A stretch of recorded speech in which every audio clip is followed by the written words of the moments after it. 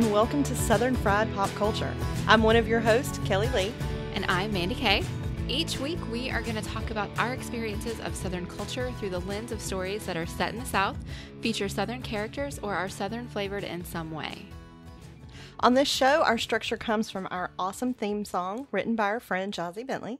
We'll talk about the movie in 3 different sections: Southern culture in general, the bless your heart or problematic moments, and the things we love that make us tickled pink.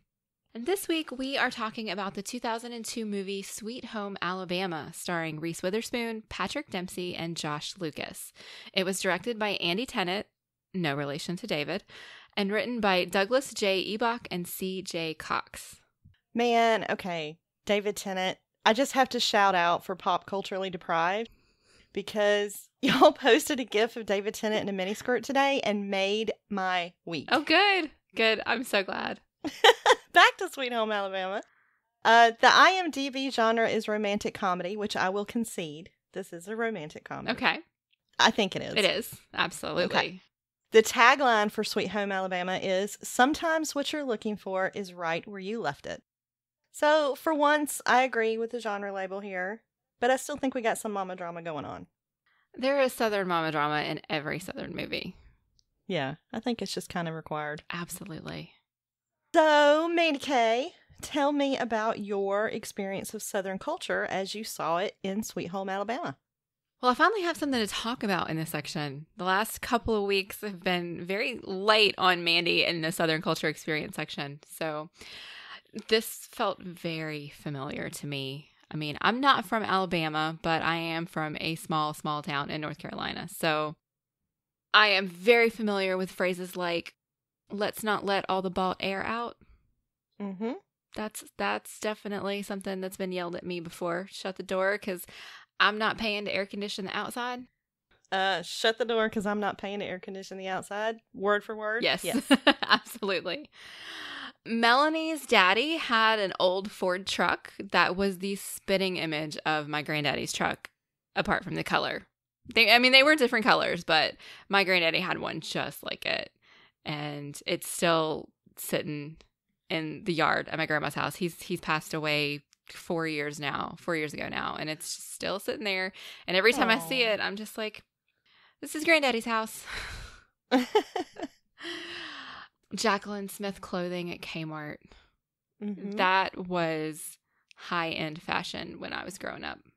That was high-end fashion. I did my back-to-school shopping at Kmart almost every year, except for one year when we had a huge splurge and we did our back-to-school shopping at JCPenney's. Yes, ma'am. Absolutely. It was always Kmart. Always. It was Kmart until Kmart started going under, and then it switched to Walmart. Yeah. But I'm older than you. Not by much.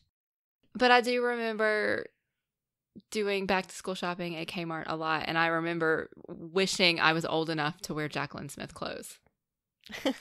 Yeah, that was me. That is adorable. And I can't tell you how many times I've had somebody tell me, "Don't sass me." Mm-hmm. Because let's face it, we both know I am as sassy as they come. Yes, you are, and I love you for it. And those words were pretty much branded on my skin from birth, so I'm with you. That's right. And then I think it was Bobby Ray who said it. He said, "You know us Southerners, the minute the Confederacy died, it became a memorial." Yeah, that was Bobby Ray. Yeah. And that is the most succinct way to sum up the South that I've ever heard. Mm-hmm. Yep. Sweetie, honey, sugar, baby, it doesn't matter how bad it was. Once it's over, we're going to paint the most romantic picture of it that you have ever seen. Absolutely. And we're going to hold on to it with everything we got. Until 2018 when they start pulling down the statues. Yeah. Yeah. That's going to be a really interesting idea when we watch Gone with the Wind. I'm going to have to keep that in mind. Oh, good Lord. That's next week, isn't it? Mm-hmm. Oh, I'm not ready for that, Kelly. I'm not ready. I don't know that I will ever be ready for that conversation, maybe. Woo! Okay. Let's talk about this lighthearted rom-com this week. So, Kelly, you tell me about your Southern culture experience when you were watching this. So, watching this movie made me so homesick. I miss Southern architecture and wraparound porches and high ceilings and just like there is a look that comes with houses in the South, and I miss seeing them. And I miss jukeboxes and dive bars and the kinds of places where you would two-step and as a group, or just have that kind of music, playing out somewhere. And I do miss that very, very much. And it definitely felt like home to me. I would have been perfectly at home in that town.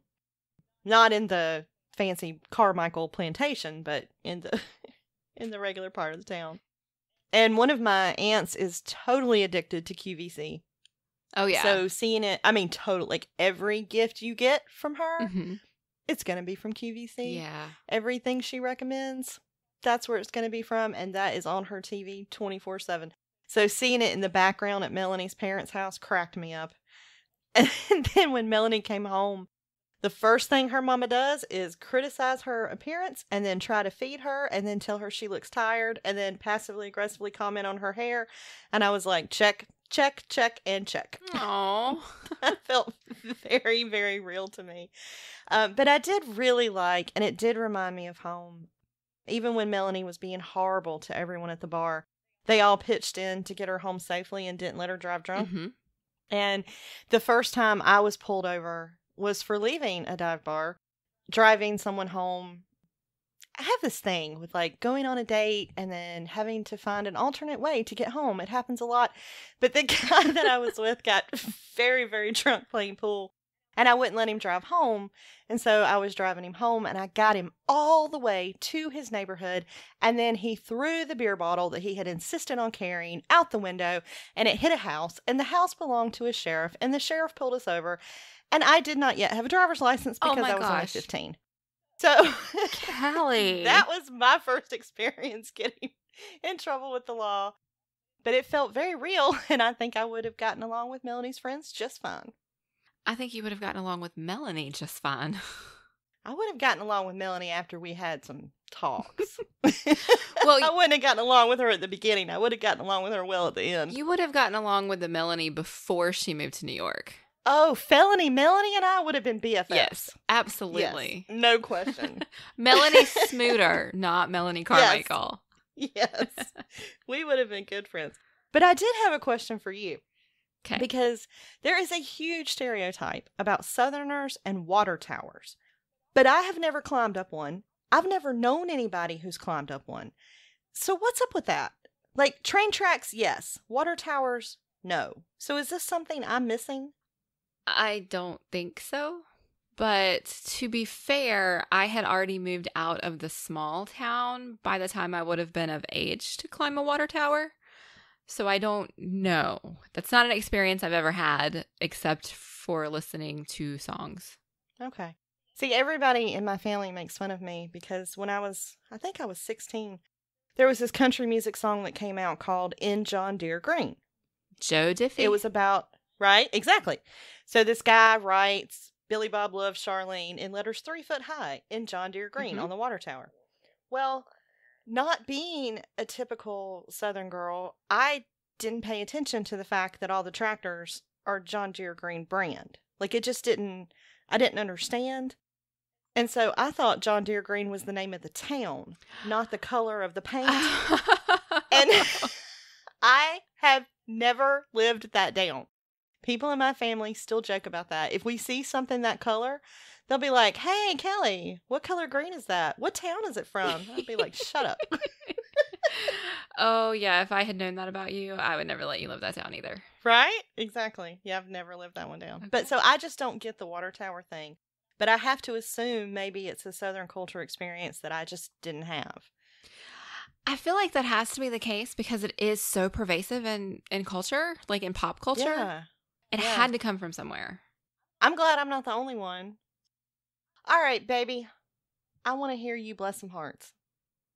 Because I know you've got a lot to gush about. So. I have a ton to gush about, and I have not nearly as much to bless as I did last week. Or the week before. Let's get your blessings done, and then you can gush all you want to. All right. Melanie has not seen her parents in 7 years. She is not a good Southern daughter. Yeah. And I gotta know, what is it with 7 years? Because it had been 7 years in the Divine Secrets of the Yaya Sisterhood. Oh, that's interesting. Is it just because it's the number 7, which is some kind of like popular mystical number? Well, yeah, I mean, there's a lot of magic to 7. There's a theory that I actually really like, that we are completely remade every 7 years. So like every cell in your body, every part of you is remade every 7 years, like a 7-year cycle. Mm-hmm. So maybe that's why it gets tapped into so often in fiction. Maybe. I don't know. It just burns me up, though, because I cannot imagine going 7 weeks without seeing my mama, let alone 7 years. Like, I absolutely don't understand it. Now, I do understand that some of it was her parents' fault because she sent them tickets and they refused to come. Yeah. But 7 years is a long time not to go home. I think that was a very intentional choice. It was. I don't think she was ever going home until she found out that she had to. Although, I don't actually think that was the case. I think she went home because she knew she still loved Jake and she didn't want to marry this other guy, but whatever. Yeah, I think that wasn't a I'm done and I'm just not visiting. That was I'm breaking from this. Right. Yeah. For good. It just it frustrated me. That is not what good Southern daughters do.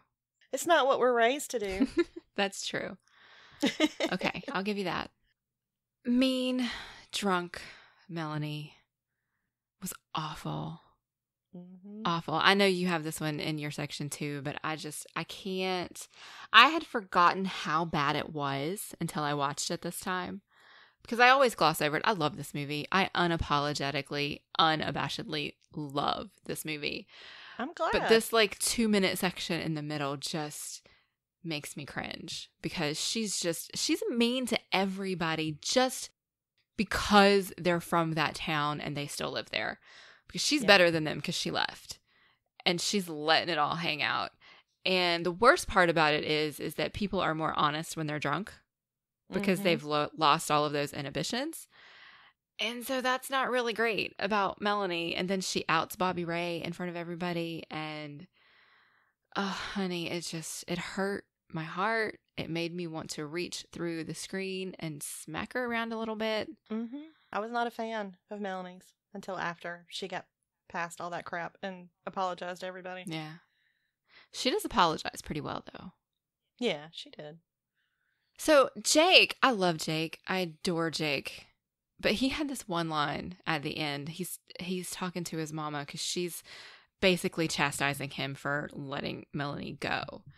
And he says, I can't control her any more than I can control the weather. And my, instant reaction was to recoil and say, WTF, because the goal is to love her, to be her partner, not to control her. Yeah, and that's interesting because normally that's the kind of line that would have me yelling back at my television. Uh-huh. But I thought he meant, and maybe I'm giving him too much credit because I do like Jake.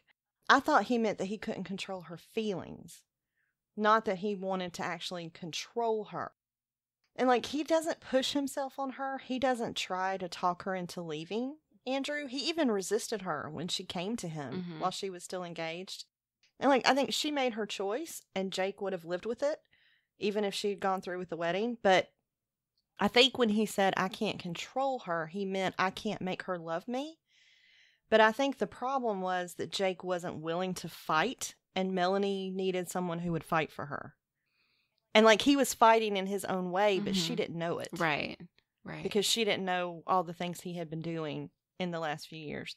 But I was glad you drew attention to that line because I was like, oh, that should have pissed me off. And I totally didn't read it that way. No, I like your perspective. It makes me feel better about it, actually. Because it seemed out of character for him to say that. Right. So maybe I'm just taking it too literally, and that's not what I was supposed to get from it. Well, I mean, I think just the fact that we would be okay with a man saying it in any form is probably not a good thing.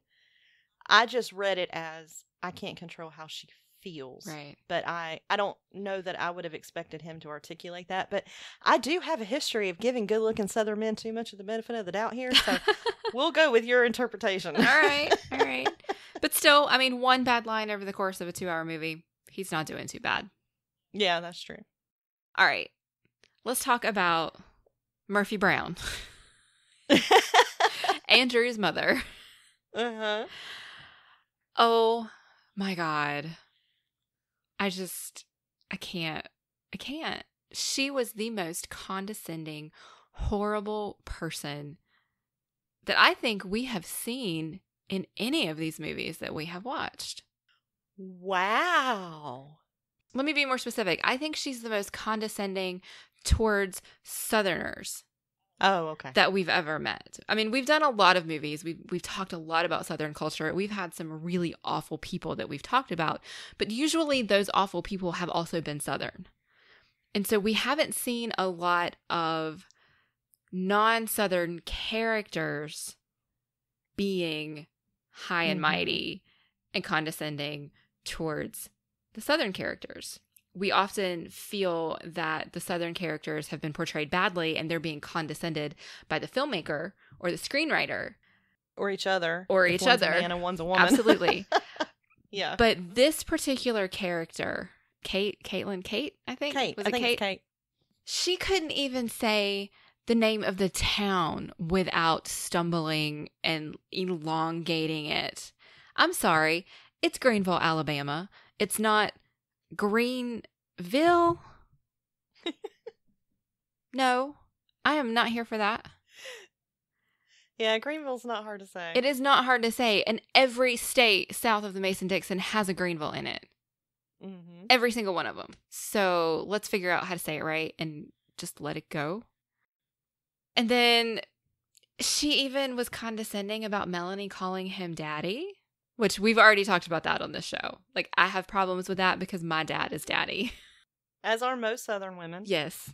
And even making fun of his, okay, not his actual business because she's reading the article of Melanie's fake family, but he made his money in cotton, which apparently isn't good enough for Miss Mayor of New York City. Like, he has money, but because he got it in cotton, it's not good enough for her. What? I was just frustrated with her. Yeah, okay. I didn't quite read it that way. I guess because she was so over the top and like the dynamic between her and Andrew was so, I mean, come on, man. Come on. Well, there are other ways to rebel. Like, dude, really? But yeah, I think she was portrayed as, I'm only interested in how things look. I'm only interested in the photo opportunity or how people might take this in the media, that kind of thing. Mm-hmm. Everything was a political decision to her. Everything was a political choice. But there was still something about a woman holding the position that she held that still made me, like, not immediately hate her, though I would want to sit her down and have a, let's talk about perspective and prejudice and privilege conversation with her. Mm-hmm. But I think that they characterized that a little bit too much to just be dismissive of everything that she ran into. Like when she slapped away the mosquito and Melanie's dad said, "You just killed the state bird of Alabama."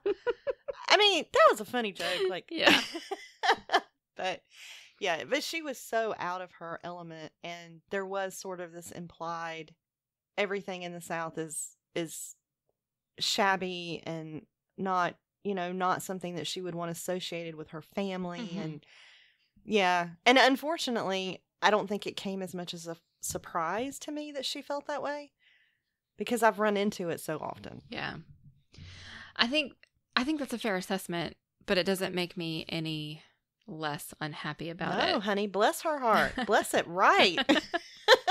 Yeah, and then just the last thing is I'm not sure if I love or hate the fact that Melanie's mama insisted on pushing her on Andrew, even after she knew that Melanie was having second thoughts, that she still had feelings for Jake. She wanted so badly for Melanie to pick Andrew because he had money and it was in New York. It was away from where she grew up and where she came from. It was something different. And so part of me feels like, okay, great. She's doing this because she really does want something better for her daughter. Mm-hmm. But at the same time, she knows that's not going to make her happy. She knows that what's going to make her happy is here.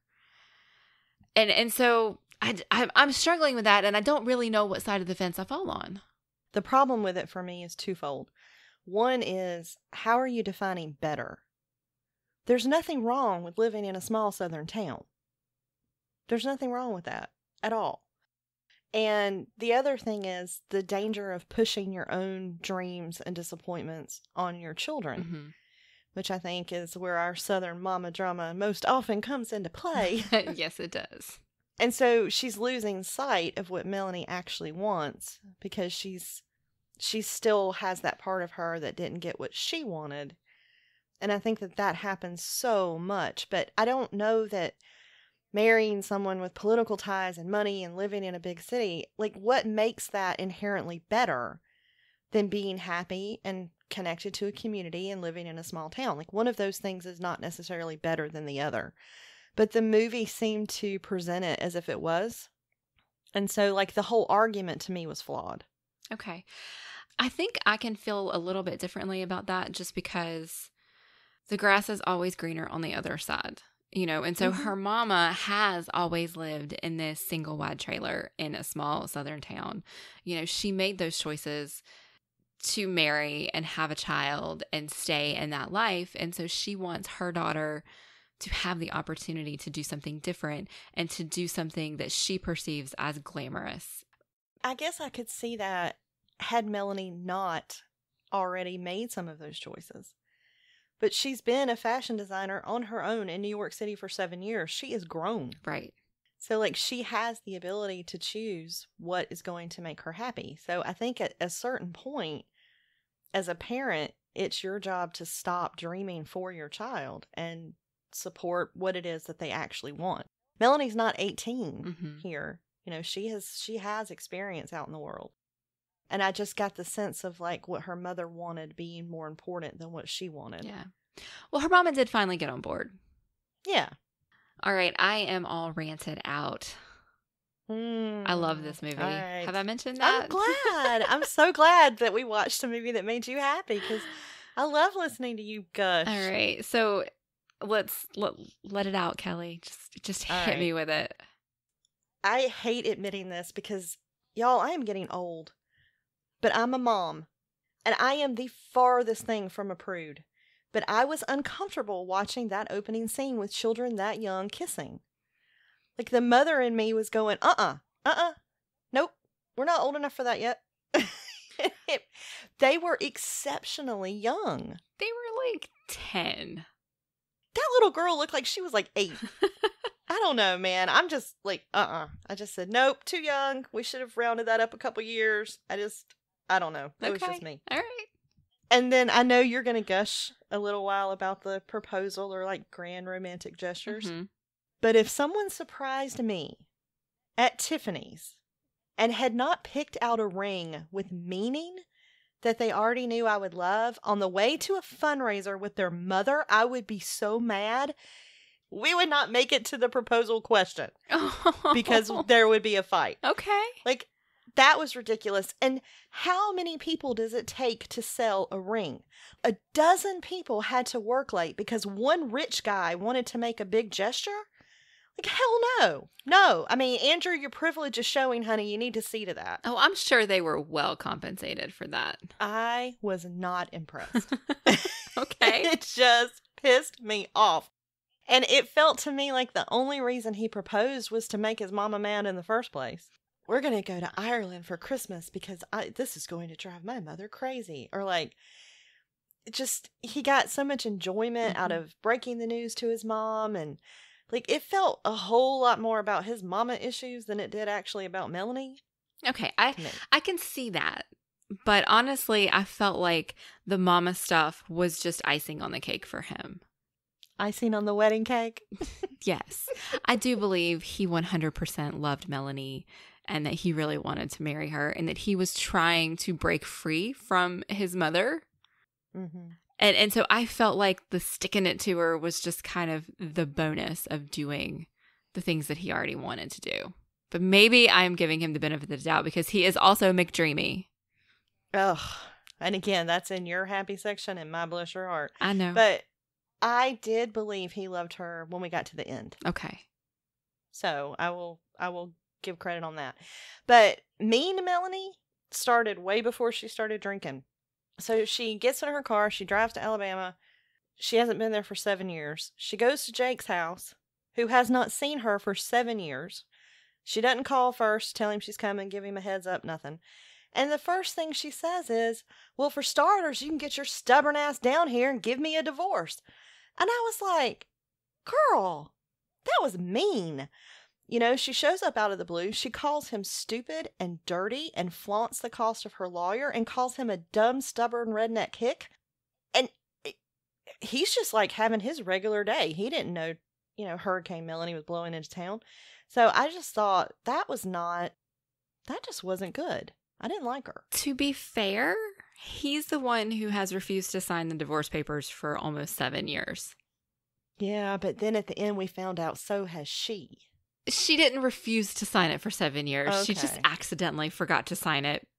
And that worked out in her favor, so. Yeah, it did. I wonder when the last time she asked him was. I don't know. I just thought it was harsh. And, you know, and you can ask somebody to sign a divorce papers without calling them stupid. You can. So I didn't like that part. And then, of course, when she was at the bar, you know, she told everybody about Jake getting her pregnant and she outed Bobby Ray. I did not like her a single bit until after all that business was done. And Bobby Ray, to me, was the real hero of the story. Because he still had to live there when Hurricane Melanie went back to New York. Yeah. And I think he handled that with such grace and kindness. And he was so good to her afterwards. And Bobby Ray was like my favorite part, I think. Jake had his moments, but I think Bobby Ray's where my heart was. Okay. Also, Kate's assistant showing up as a fake journalist, being so pushy about coming into the Carmichael plantation. No one has the right to just show up and go into her house, especially the house she's just pretending is her house. Right? It seemed like one hell of a coincidence that she just happened to be there when he showed up. And then we had the same coincidence of Jake and Andrew both showing up at the Carmichael plantation at the same time. So I'm like, all right, we've got a lot of coincidences going on here. Well, it is a movie. Yeah, I know. And you've got to have drama. Well, I like my drama without so much coincidence, I reckon. But then kind of the last thing was Melanie calling Jake while she's making all the wedding plans to Andrew. Because, I mean, come on. Life is too short to walk away from real love. If you find it, choose it fiercely. Don't come to the edge and dance away. And I was so frustrated with Melanie once she realized that she still loved Jake. So then I was thrilled when she went to him in that storm, and now I can get tickle pink. Okay. But I'm going to let you go first because I want to hear you gush. Well, I'm just going to gush about the whole damn thing, Kelly. I loved it That is from good. beginning to end. Just everything except for Mean Melanie. I didn't like Mean Melanie, but, you know. I love that this movie is self-aware. Mm-hmm. So Jake basically tells Melanie to shut up. And he flat out says, just because I talk slow doesn't mean I'm stupid. Yeah. And I love it when movies do this. I've seen, there's a Keanu Reeves movie called A Walk in the Clouds. Oh, And, yeah. oh God, I love that movie. I have very romantic memories of that movie, but I haven't seen it in a long time. Well, I always get caught up in, there's this one moment. So in that movie, Keanu Reeves has fallen in love with an Italian girl, and he is at her family's vineyard or whatever. Mm-hmm. And at some point, I don't remember what transpired to all of this, but her father is talking to Keanu's character, and he says, just because I speak with an accent doesn't mean I think with one. And that line has always stuck with me. And so hearing Jake say something this deep and this meaningful and powerful, and it's so self-aware in this movie, just made me love it so much. Because it's 100% true. There is this huge stereotype that Southerners do talk slow, and you and I have talked about it. Mm-hmm. And we do sometimes talk slow. We move slow. When I get riled up and get real Southern and sassy, I do tend to talk faster, but I'm an anomaly. I do that too, but then I'm going to slow back down. Right. So I love that it called attention to itself that way. It made me happy. I really loved Andrew. Andrew is a good man. I couldn't find a single flaw about him, to be honest. I know you don't like the proposal, but I don't. he loves her. He loves her career. He called Yeah. her just to tell her about the review. I did like that. You know, he put her first, and he only left her when he realized that the Melanie that he knew did not actually exist, and that would be devastating to anybody. Like, I don't blame him at all for leaving, and I love him so much for coming back. Yeah, me too. I don't blame him at all for leaving because, I mean, she's been lying to him, Right. you know, and then he came back. He came back without ultimatum. He came back without any kind of threat. He just came back and accepted everything for what it was.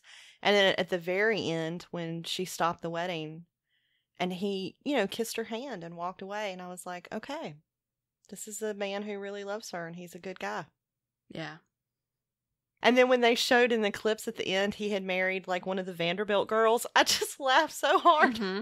I was like, I am glad Andrew found his match. Yeah. No, that was really, really good. So I'm glad they both ended up happy in the end. Mm-hmm. My favorite quote from this movie was Jake telling Melanie that she can have it all. He says, "You can have roots and wings." That kind of made my little heart melt just a little bit. Yeah. I had a hard time with this movie because with Melanie having to choose between Andrew and Jake, like, they're both so good. Of course I'm rooting for Jake. Of course I am, because it's who the movie wants us to root for. And I have a thing for Southern accents. I'm Southern. I can't help it. I want a good old Southern boy. Mm-hmm.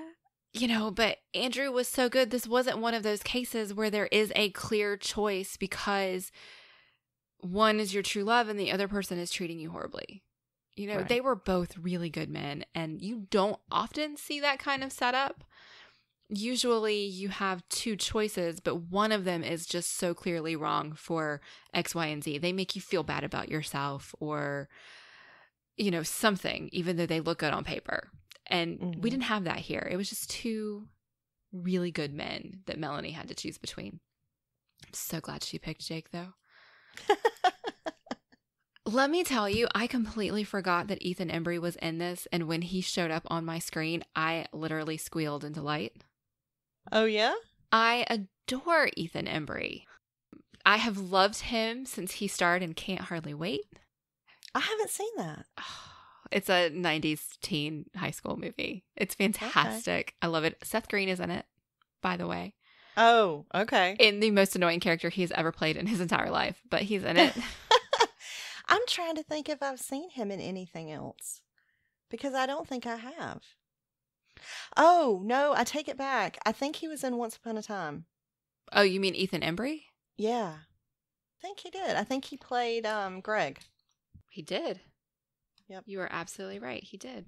Yeah. But I think that's the only other thing that I know him from. Oh, he was also in Empire Records. Oh, I haven't seen that either. Kelly. Nope. Or if I have, it's been a long time. Okay. That sounds like a movie I watched as a teenager, but I don't remember it. We're going to fix that, and we are going to fix that very soon. And I need the listeners to join in and help me nag Kelly, because we have to watch Empire Records. It's not really appropriate for this show, but we have to watch it anyway. Yeah. Okay. We will watch it anyway. Yes. But yeah, he was fantastic. I loved everything about him. I loved him telling stories about Melanie. I loved his reaction to her being mean. Mm-hmm. I loved the way he forgave her. I loved the way that he just jumped in and helped her lie. I loved it. I loved it all. Like, he was there for her. Even though she'd been gone for 7 years, he still treated her like the best friend that she was when they were there. And then he looked at her and he's like, well, aren't you a dirty, dirty liar? It's like, yep, that's a good friend right there. Yep. He was fantastic.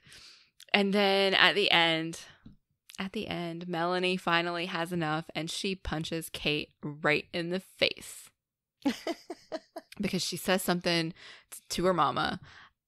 I can't remember what it was right this minute. Why don't you go back to your double wide and fry something? Oh, that is exactly what she said.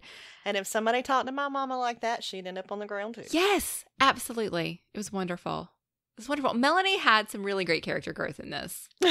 Yeah, I'm not a fan of violence, but you don't yell at someone's mother. Yep. Especially like that. Yeah, not like that.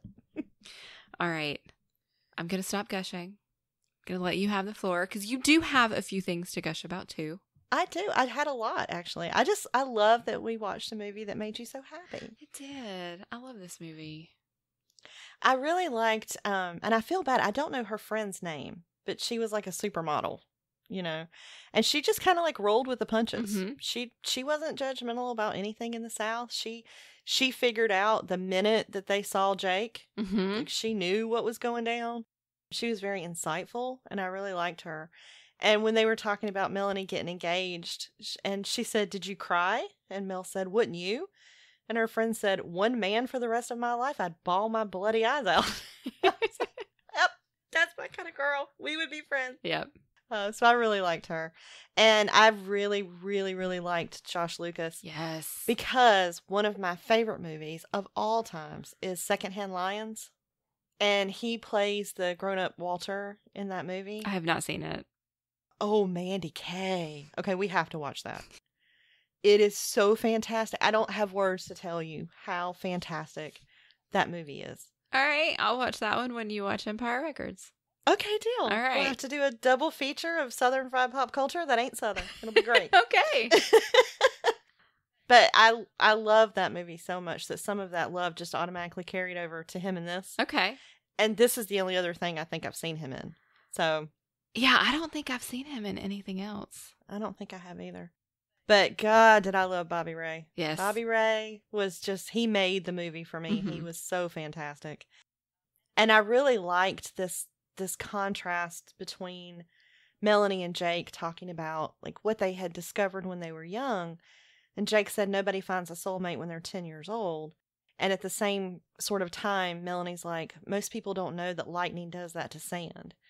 And so this movie, I think the reason that I love it is the idea of love or soulmates, which I don't really like exactly, but just this idea of being destined to be with someone, being tied up with lightning. It delighted me so much, I can't even articulate it. So even though a lot of the stuff got on my nerves, it doesn't matter. I will watch it again. Mm-hmm. Because lightning does do that to sand. And love does do that to our lives. And so I will go back to this movie and bless all the hearts and keep watching it. Okay. Just because of that. All right. And I did like when they were at the bar and Melanie was being so awful. And she's sort of yelling at Jake about his friends. And Bobby Ray corrected her and said, "Mel, we were your friends too." And so I like that. And then he had one of my favorite lines that I quote all the time, which is, "You can take the girl out of the honky-tonk, but you can't take the honky-tonk out of the girl." Because truer words have never been spoken. That does not surprise me that you quote that. I quote it all the time. And when Melanie tells her mama, people need a passport to come down here, I quote that all the time. Okay. Absolutely. But the dancing also saves this movie for me. Because hell, yes.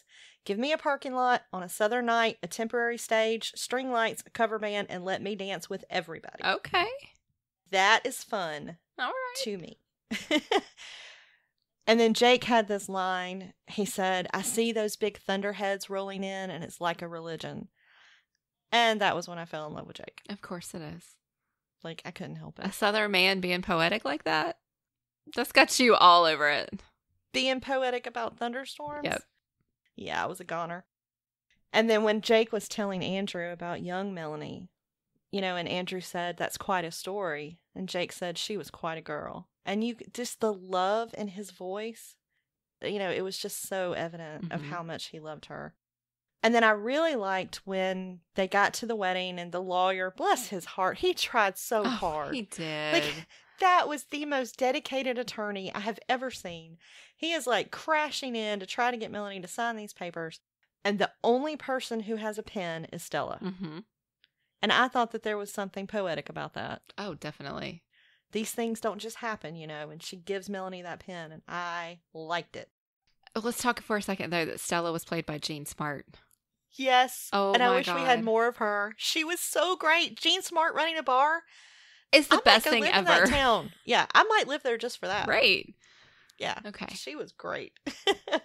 But then it's the ending of this movie that makes me love it, because the rain breaks over the wedding, and then there's that huge storm, and Melanie and Jake are on the beach, and then you have the reception afterwards at the bar, and the fighting robots on top of the wedding cake, and she walks into this lightning, thunder, rain on the beach and just says, "Hey, cowboy, you owe me a dance."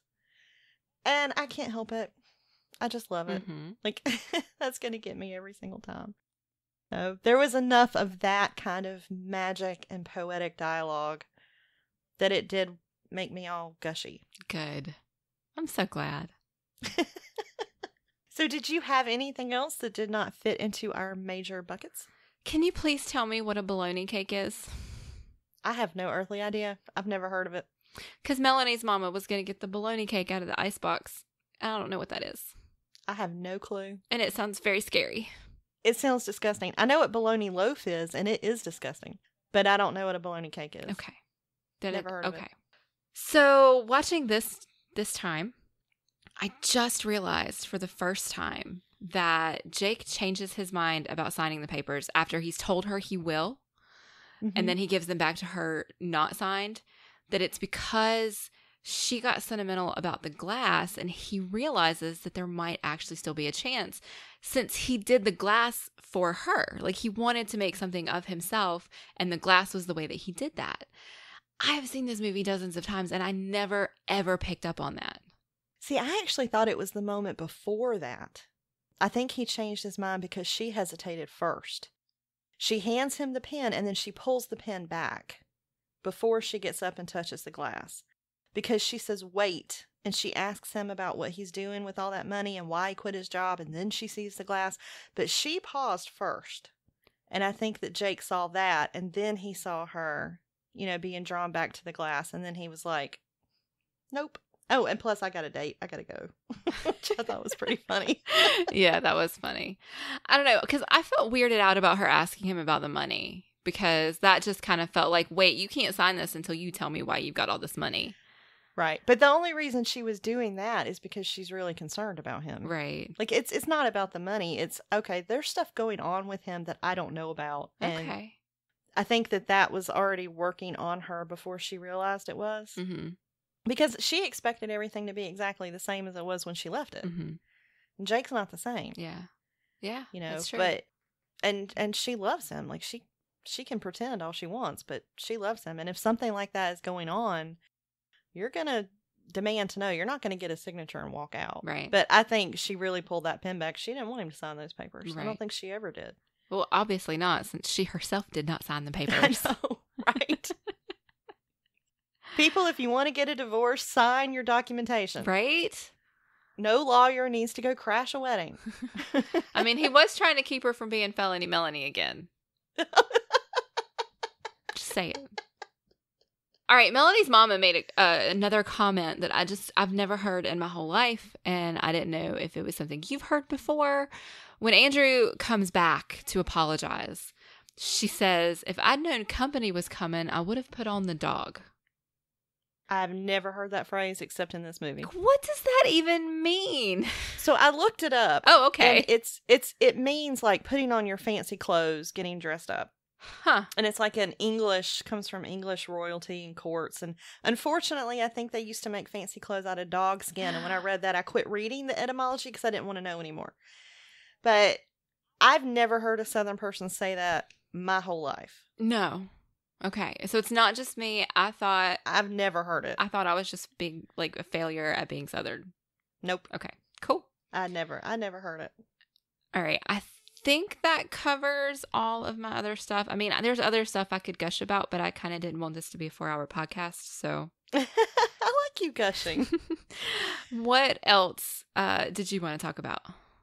So I didn't put this in Bless Your Heart, but I was severely disappointed with the music in this movie. Because with a movie named Sweet Home Alabama and all the amazing Southern rock in the world, I expected better.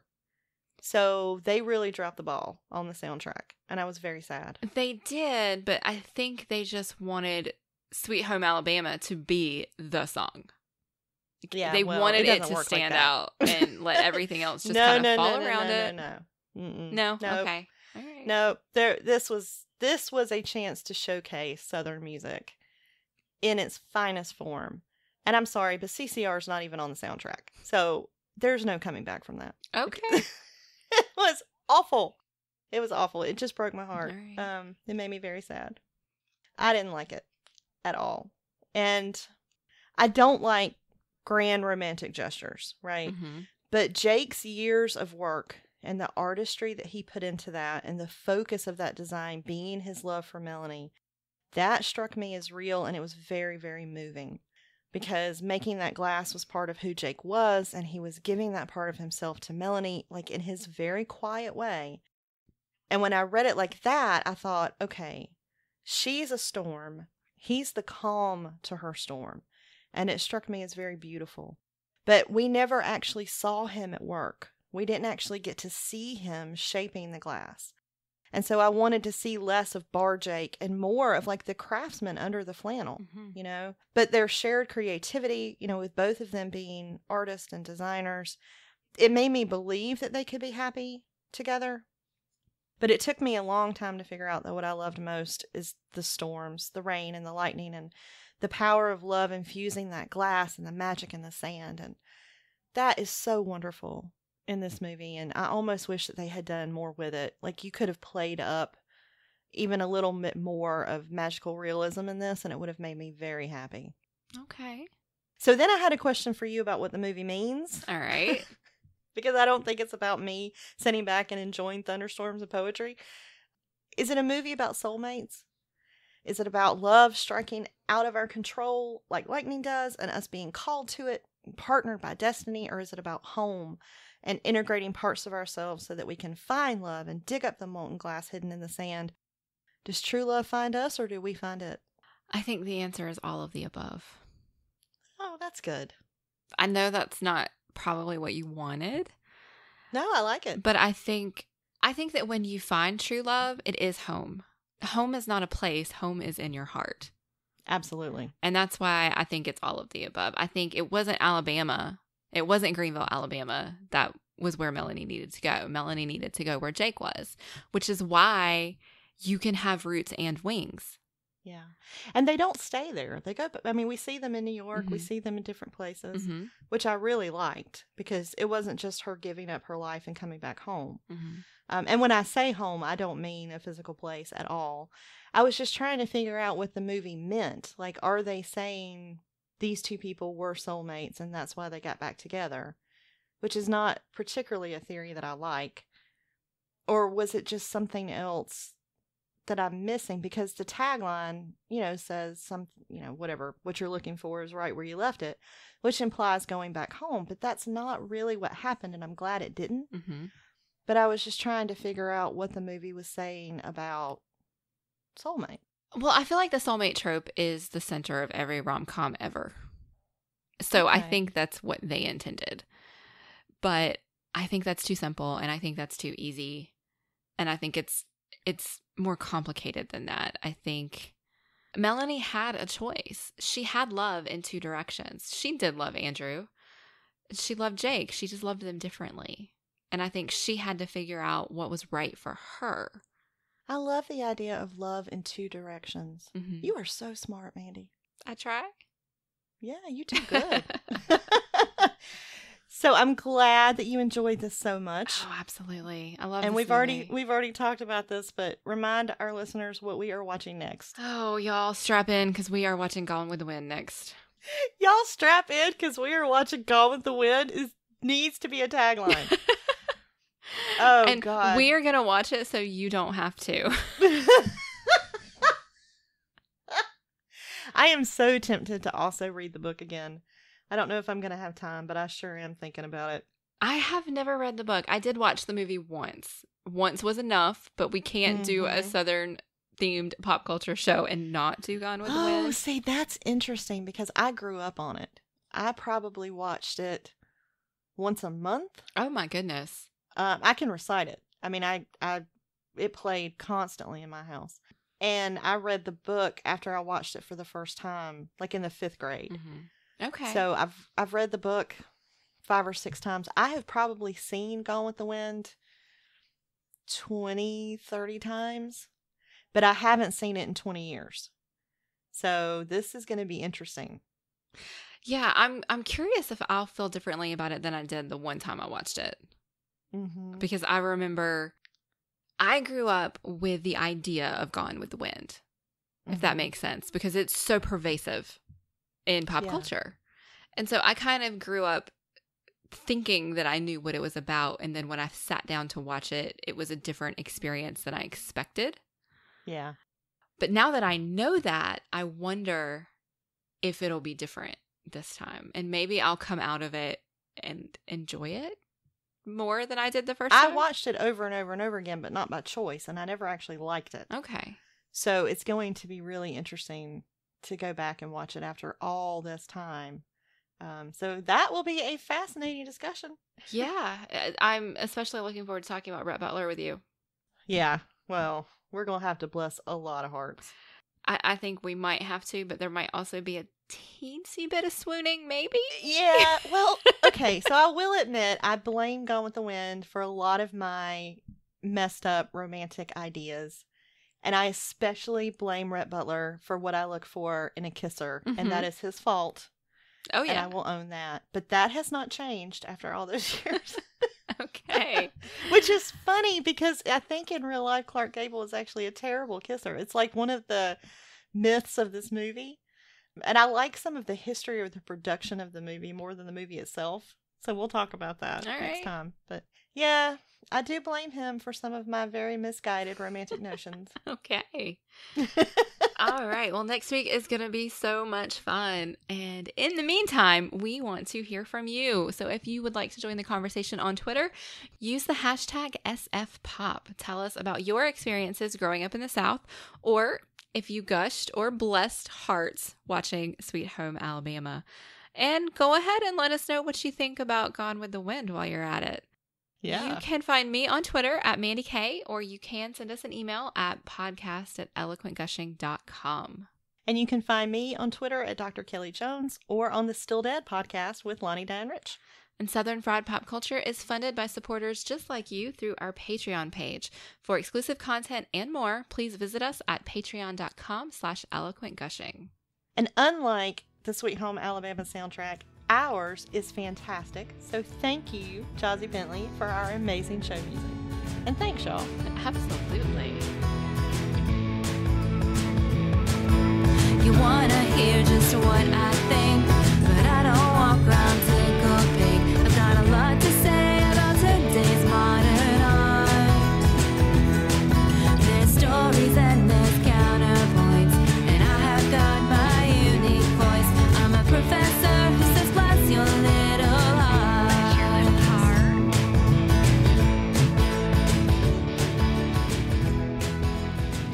Southern Fried Pop Culture is an Eloquent Gushing production. For more information, please visit eloquentgushing.com or visit us on Twitter at eloquentgushing.